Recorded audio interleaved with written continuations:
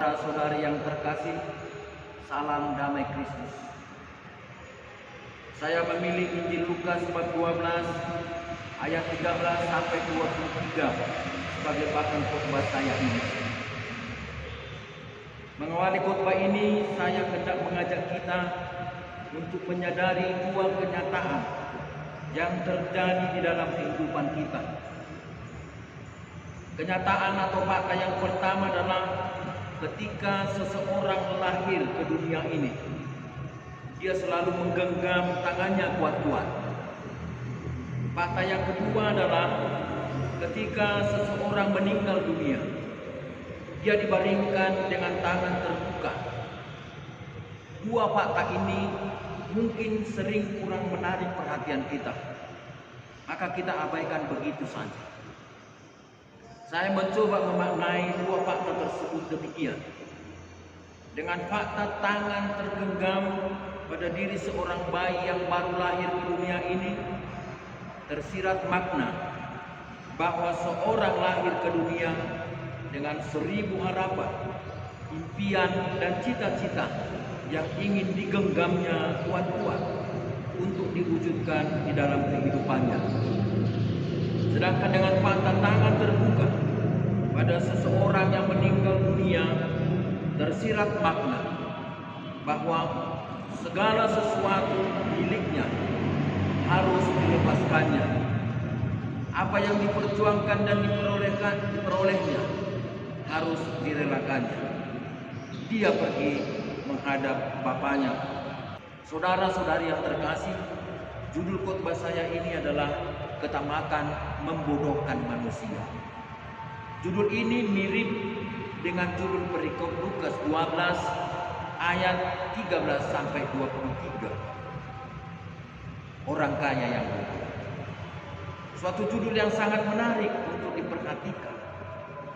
Bukankah seharusnya judulnya orang kaya yang bahagia? Mari kita renungkan bersama.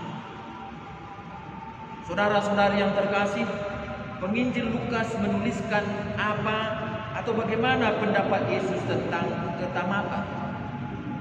Menanggapi hal ketamakan tersebut, Yesus berkata, "Berjaga-jagalah dan waspadalah terhadap segala ketamakan, sebab walau seorang berlimpah-limpah hartanya, hidupnya tidaklah tergantung daripada kekayaannya itu." Tamak atau serakah adalah sifat dari seseorang yang selalu hendak memiliki lebih dari yang dipunyai saat ini secara berlebih. Ketamakan berarti keinginan yang berlebihan terhadap sesuatu. Oleh karena itu, sifat atau perbuatan tamak atau serakah pada dasarnya merupakan bentuk pemujaan atau penyembahan berhala terhadap harta kekayaan. Seseorang yang ingin memperoleh lebih dari yang diperlukannya secara berlebihan menyebabkan ia tidak pernah puas atau pernah merasa cukup atas apa yang sudah atau sedang dimilikinya saat ini. Ketidakpuasan yang demikianlah dinilai oleh Yesus sebagai suatu kebodohan. Jadi kebodohan orang kaya dalam Injil tadi terletak pada kerakusan, pada ketamakannya terhadap harta kekayaan. Dia menggantungkan keselamatan jiwanya kepada hasil tanah yang berlimpah-limpah, sampai-sampai dia harus membuat lumbung-lumbungnya dengan ukuran yang lebih besar lagi. Di lumbung-lumbungnya itulah dia akan menyimpan segala harta kekayaannya. Sebuah ironi, ketamakan membodohkan diri. Saudara-saudari yang terkasih, kekayaan materi bukanlah sesuatu yang dibenci oleh Yesus, dan juga bukan jahat. Tetapi kekayaan bisa membelenggu pikiran dan hati nurani manusia. Hal ini ditegaskan oleh Yesus pada kesempatan lain. Dia berkata, "Di mana hartamu berada, di situ juga hatimu berada." Yesus tidak menginginkan sikap hati yang mencintai kekayaan lebih daripada mengasihi Allah sendiri. Yesus menegaskan bahwa kebahagiaan dan kesenangan kita tidak tergantung pada kepemilikan atas kekayaan yang melimpah di dunia. Inilah yang diinginkan oleh Yesus menjadi pedoman hidup para muridnya pada waktu itu dan pedoman hidup kita pada zaman sekarang. Saudara-saudari yang terkasih, ketamakan membodohkan manusia. Peringatan keras Yesus pada orang kaya itu didasarkan pada tugas perutusannya sendiri, bahwa dia yang kaya membuat dirinya miskin untuk memperkaya kita.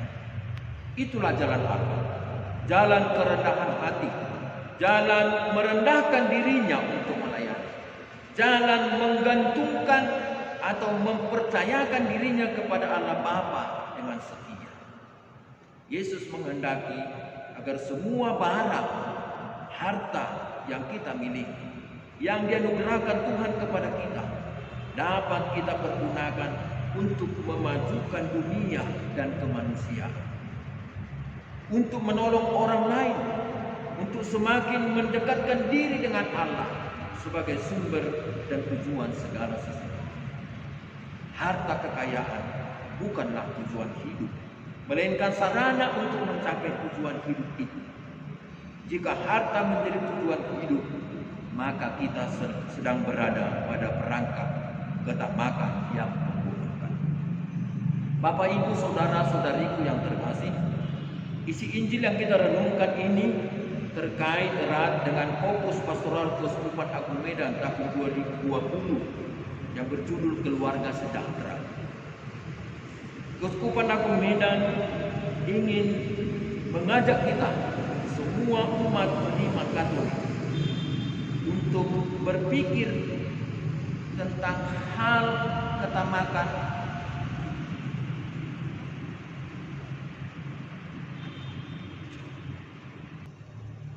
saudara-saudari yang terkasih. Isi Injil yang kita renungkan ini terkait erat dengan fokus pastoral Keuskupan Agung Medan tahun 2020 ini, yaitu keluarga sejahtera. Mungkin mendengar kata sejahtera, kita langsung berpikir tentang makanan, minuman, rumah, kendaraan, kebun, ternak, uang, dan lain sebagainya yang berbau material semata-mata.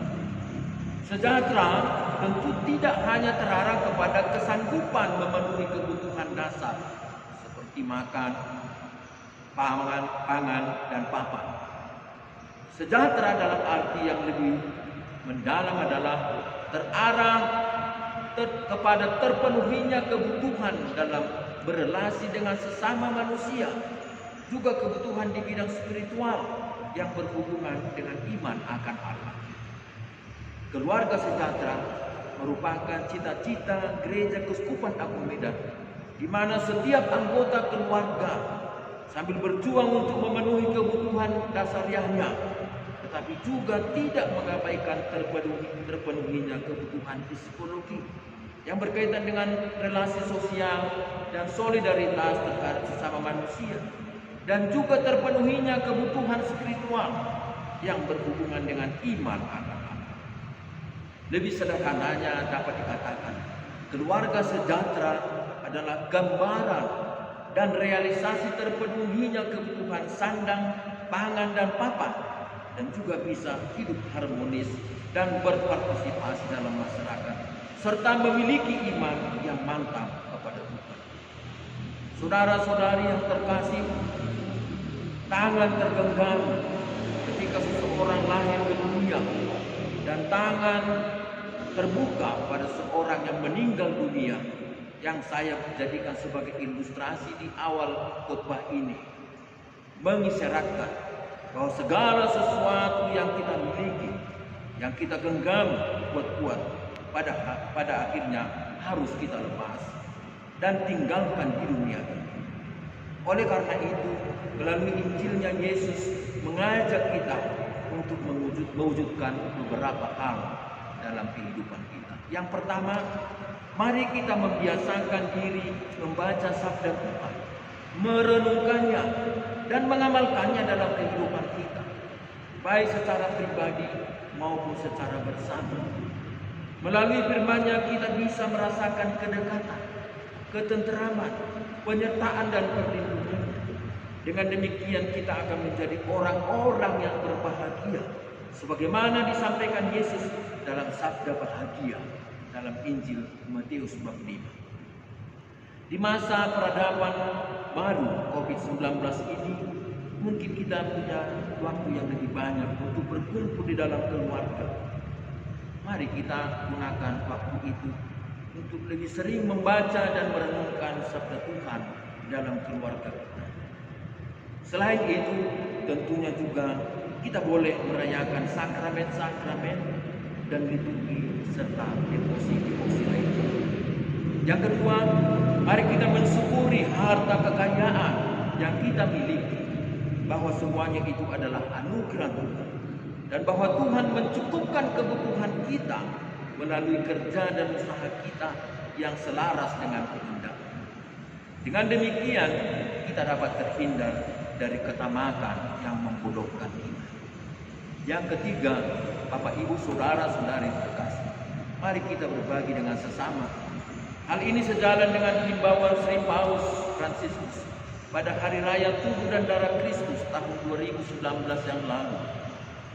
Beliau mengatakan agar para pengikut Kristus dengan ikhlas, dengan sukacita berbagi sebagaimana jemaat perdana yang terbentuk dari kerelaan untuk saling berbagi demi kesejahteraan bersama, yang terbangun dari nilai-nilai iman Kristiani.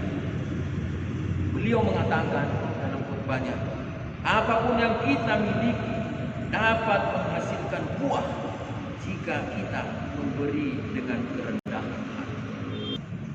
Tuhan Yesus memberkati.